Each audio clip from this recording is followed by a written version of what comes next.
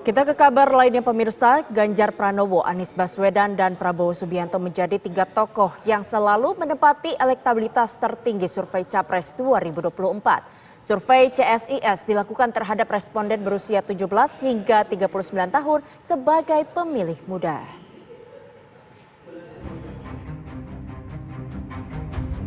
Di tengah dukungan dan deklarasi terhadap sejumlah tokoh calon presiden 2024 mendatang, lembaga survei memotret sudah ada tiga nama yang selalu menempati elektabilitas tertinggi.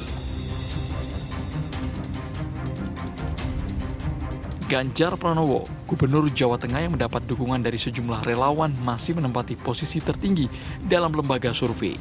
Mesin politik Ganjar yang digerakkan relawan mampu mendongkrak elektabilitasnya menjadi posisi pertama dengan angka berkisar 30 hingga 40%. Anies Baswedan, Gubernur DKI Jakarta yang kini sudah mulai buka suara soal rencananya mendekati partai politik masuk dalam tiga besar elektabilitas Capres 2024. Anies yang segera meninggalkan kursi DKI 1 juga sudah memiliki mesin politik relawan yang semakin banyak mendorongnya menjadi presiden. Prabowo Subianto, Ketua Umum Partai Gerindra juga selalu bertengger di posisi tiga besar survei elektabilitas Capres 2024. Tiket sebagai ketua partai dan mesin politiknya membuat Prabowo bisa leluasa untuk meningkatkan elektabilitasnya. Berdasarkan data terbaru Carta Politika Survei Indonesia yang melakukan survei pada 6-13 September 2022, Ganjar teratas dengan 31,3%, disusul Prabowo 24,4% dan Anies 20,6%. Masih dengan pola yang sama, Mas Ganjar ada di angka 37,5%. Mas Anies Baswedan, Pak Prabowo di peringkat kedua dengan 30,5%, jadi dua nama ini sudah masuk di angka 30-an%, dan ketiga ada Mas Anies Baswedan di angka 25,2%. Ketika berbicara Ganjar Pranowo, tingkat elektabilitasnya di atas 30%, jauh di atas tingkat elektabilitas dari PDI Perjuangan. Artinya, Ganjar berpotensi menjadi dongkrak dan magnet elektoral dari PDI Perjuangan ketika dua variabel, orang dengan survei tertinggi dan partai dengan survei tertinggi ini kemudian menjadi satu variabel. Sementara itu, survei dari Center for Strategic and International Studies (CSIS) juga mencatat hal yang sama. Gubernur Jawa Tengah Ganjar Pranowo mendominasi sejumlah elektabilitas capres. Namun yang mengejutkan jika survei dilakukan dengan simulasi dua pasang calon, Anies Baswedan mengalahkan Ganjar dan Prabowo dalam duel head-to-head.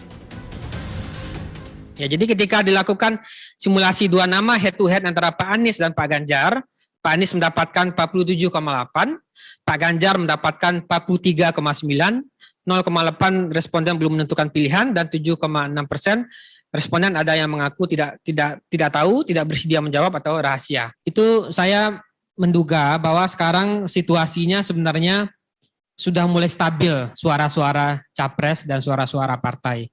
Meskipun akan ada perubahan-perubahan, tapi perubahan-perubahan itu naik turunnya, misalnya kalau konstelasinya sekarang hanya ada 3 nama, itu hanya akan berada di 3 nama itu aja.